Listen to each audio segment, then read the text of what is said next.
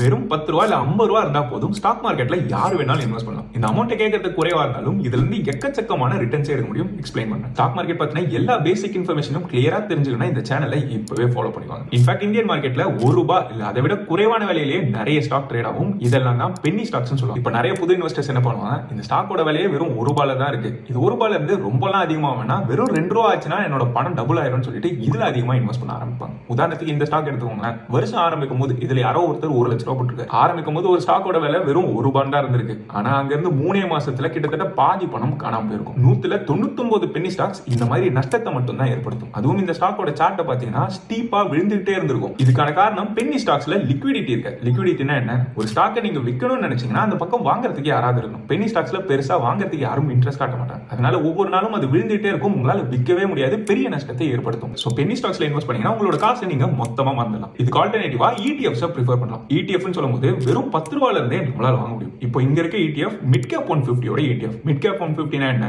இந்தியால இருக்கக்கூடிய மொத்த மிட் கேப் 150 கம்பெனிஸையும் உள்ளடக்கிய ஒரு இண்டெக்ஸ். ஹிஸ்டாரிக்கலா 2005ல இருந்து ஆவரேஜா 17% மேல வருஷம் ரிட்டர்ன் கொடுத்திருக்கு. யாரு நினைச்சாலும் டெய்லி 50 ரூபாய் இந்த ETFல ஈஸியா இன்வெஸ்ட் பண்ண முடியும். அப்படி பண்ணிட்டு வரோம்னா மாசத்துக்கு 1500 ரூபாய் வரும். கனெக்ட் பண்ணி பார்த்தோம்னா லாங் எனஃப் டைமுக்கு இன்வெஸ்ட் பண்ணிட்டு வந்தா கிட்டத்தட்ட 2-3 கோடி வரைக்கும் ஈஸியா சேர்த்துக்க முடியும். தினம் 50 ரூபாய் இன்வெஸ்ட் பண்றது அவ்வளவு பெரிய விஷயம் கிடையாது. ஆனா இந்த அளவுக்கு லாங் டர்ம்க்கு இன்வெஸ்ட் பண்றதுக்கு மக்கள் பொறுமையா இருக்க மாட்டாங்க. எங்க ஆரம்பிக்கணும், எப்படி ஆரம்பிக்கணும் தெரியலனா அடுத்து இந்த வீடியோ செக் பண்ணி பாருங்க. ஸ்டாக் மார்க்கெட் பத்தின ரொம்ப அடிப்படையான விஷயங்களை பிகினர் ஃப்ரெண்ட்லியா டீடைலா எக்ஸ்பிளைன் பண்ணிருக்கேன். யூடியூப்ல பாத்தீங்கன்னா கீழே இருக்க ப்ளே பட்டனை கிளிக் பண்ணிக்கோங்க.